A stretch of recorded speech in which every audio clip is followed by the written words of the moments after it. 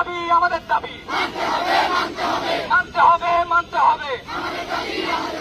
আমরা প্রায় ডাক্তারদেরকে মবের শিকার হতে দেখি। সবসময় মব লিঞ্চিং এর বিরুদ্ধে থাকলেও ডাক্তারদের উপর নির্যাতন করার সময় আমরা কোনো বাজ বিচার করি না। আসসালামু আলাইকুম। ডক্টরসম্যাট্রিমনিবিডি.com ও ডক্টরকনসালটেন্সি.com ও ডক্টরসেবা.com এর owner, founder, director, chairman, CEO আমি আসাদুল্লাহ কনসালটেন্ট আছি আপনাদের সাথে MBBS session 2020 Asadullah TV BD YouTube channel থেকে। আজকের কন্টেন্টটা লম্বা হবে, গুরুত্ব দিয়ে আপনারা শুনবেন। মোস্ট গুরুত্বপূর্ণ একটি কন্টেন্ট, এমনকি কিছু কথা বলবো।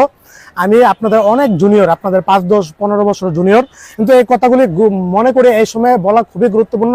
আপনারা জানেন যে গত 5-6 দিন যাবৎ বাংলাদেশের সকল মেডিকেল স্টুডেন্ট, এমনকি ইন্টার্নি ডক্টর, এমনকি যারা এফসিপিএস ট্রেনিং করতেছে, ওনারা কিন্তু একটা পুরো বাংলাদেশ একটা আমরা আন্দোলন করতেছি।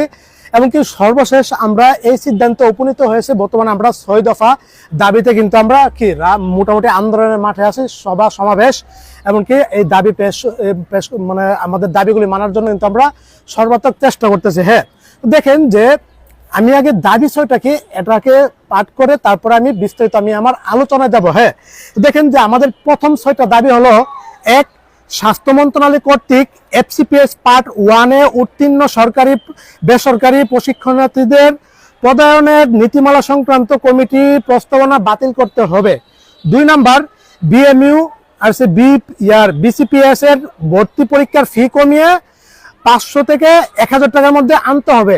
3, নতুন পে স্কেলের সঙ্গে সামঞ্জস্য রেখে ইন্টার্নি চিকিৎসকদের বেতন ন্যূনতম 30,000 টাকা এবং যারা এফসিপিএস ট্রেনিং করতেছে ট্রেনিং ডক্টরদের বেতন আনুষঙ্গিক বাতাসহ নবম গ্রেডের সমপর্যায়ে নির্ধারণ করে প্রতি মাসে পরিশোধ করতে হবে।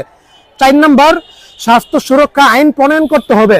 5 নাম্বার, বিসিএস স্বাস্থ্য চাকরি প্রবেশের বয়স সীমা পূর্বের নেই জেনারেলদের চেয়েও 2 বছরের বেশি, অর্থাৎ 34 করতে হবে। বুঝতে পারছেন? এবং সর্বশেষ 6 নাম্বার আমাদের যে দাবিটা, সেটা হলো যে বেসরকারি প্রতিষ্ঠানে কর্মরত চিকিৎসকদের জন্য সুস্পষ্ট বেতন কাঠামো প্রণয়ন করতে হবে এবং এ আইন 2006 এর যথাযথ প্রয়োগ এবং পে স্কেল আদর্শ যেন মানে। এই 6টা দাবি বর্তমান সময়ে বাংলাদেশের প্রেক্ষিতে আমাদের ডক্টর কমিউনিটিতে, ডক্টর সমাজের জন্য ফরজ হয়ে গেছে, ফরজ, একদম ফরজ। বুঝতে পারছেন? দেখেন যে আমাদের প্রথম যে দাবিটা, যে গত কয়েকদিন আগে এফসিপিএস এর পরীক্ষা পার্ট 1 এর পরীক্ষা হয়েছে জুলাই 2026 এর এফসিপিএস এ। বছরে 2টা এফসিপিএস পরীক্ষা থাকে, একটা হচ্ছে জানুয়ারিতে আর একটা হচ্ছে জুলাই। বুঝতে, জুলাই পরীক্ষা হয়েছে। তো তখন হঠাৎ করে হঠাৎ করে একটা সিদ্ধান্ত ওনারা তৈরি